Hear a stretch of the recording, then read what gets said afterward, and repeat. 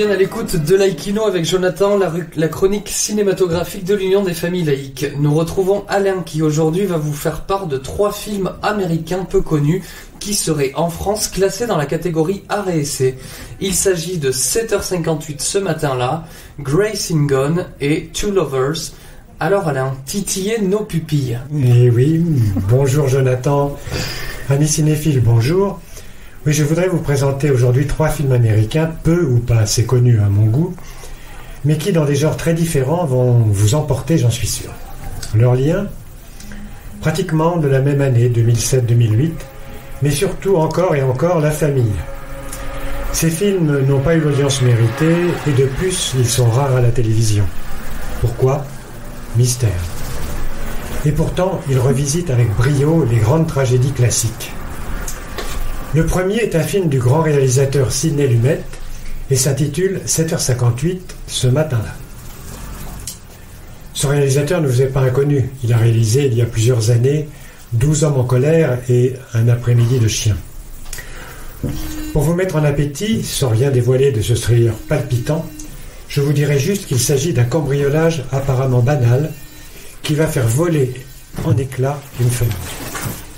Avec un scénario très subtil et un montage délivrant au compte-gouttes les éléments clés de l'intrigue, Lumet nous embrouille et nous balade constamment et fait au passage voler en éclats les valeurs traditionnelles de la famille américaine.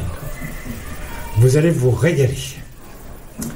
Avec Grace is Gone, nous allons replonger dans un drame magnifique réalisé par James Struth, dont c'est le premier film. Il est également l'auteur du scénario de ce long métrage.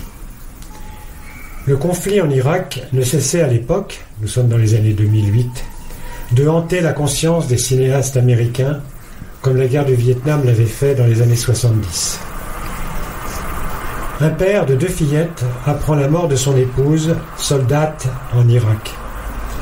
Il ne peut se résoudre à l'annoncer à ses fillettes. Il va donc choisir de partir avec elles pour un road trip dans lequel il espère on ne sait quel salut. Peut-être de l'écoute de la voix de sa femme qu'il conserve sur la messagerie de son smartphone. C'est un film poignant, porté de bout en bout par John Cusack, comédien américain, qui n'avait pas été aussi bon depuis longtemps.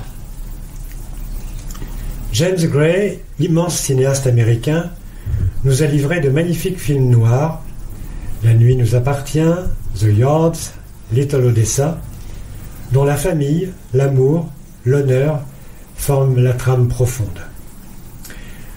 Plus récemment, vous avez peut-être vu Ad Astra, que l'on a présenté comme une incursion dans le domaine de la science-fiction, mais où les liens père-fils en étaient le véritable ressort.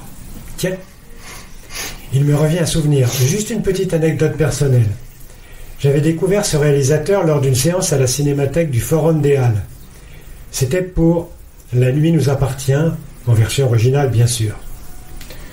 Depuis mon siège, confortable, je me demandais ce que pouvait bien faire sous l'écran cette longue planche blanche.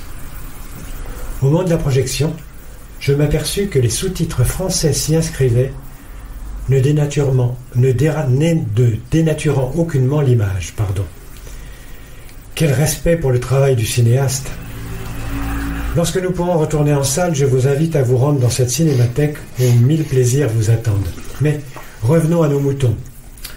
Aujourd'hui, j'aimerais vous faire découvrir un film moins connu de ce réalisateur, mais qui est une véritable pépite. Il s'agit de Two Lovers. Nous sommes à New York, dans le quartier de Brooklyn. Léonard, interprété par Joaquin Phoenix, qui est l'acteur fétiche de James Gray, est un bel homme à la stature imposante, mais il est très introverti et tout en fragilité intérieure. Son père lui présente Sandra, la fille de son nouvel associé.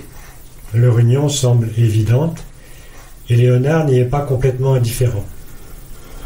Mais parallèlement, il rencontre alors une voisine, Michelle, qui en fait son confident, notamment sur la relation qu'elle vit avec un homme marié. Léonard est de plus en plus troublé par cette jeune femme, au point d'en tomber éperdument amoureux. Cela semble classique, certes, mais James Gray dresse un portrait d'un homme écartelé entre l'amour et le devoir, dans toute sa faiblesse et son désir éperdu d'être aimé.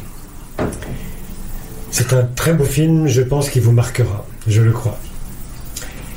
À très bientôt pour une nouvelle rubrique. Merci beaucoup Alain. En attendant de nous retrouver, n'oubliez pas notre émission de balado-diffusion sur laïcitat.ufal.org ainsi que sur notre site ufal.org. N'oubliez pas que nos activités ne sont possibles que grâce à vos dons et à vos adhésions. C'était Jonathan sur Laikino. À très bientôt.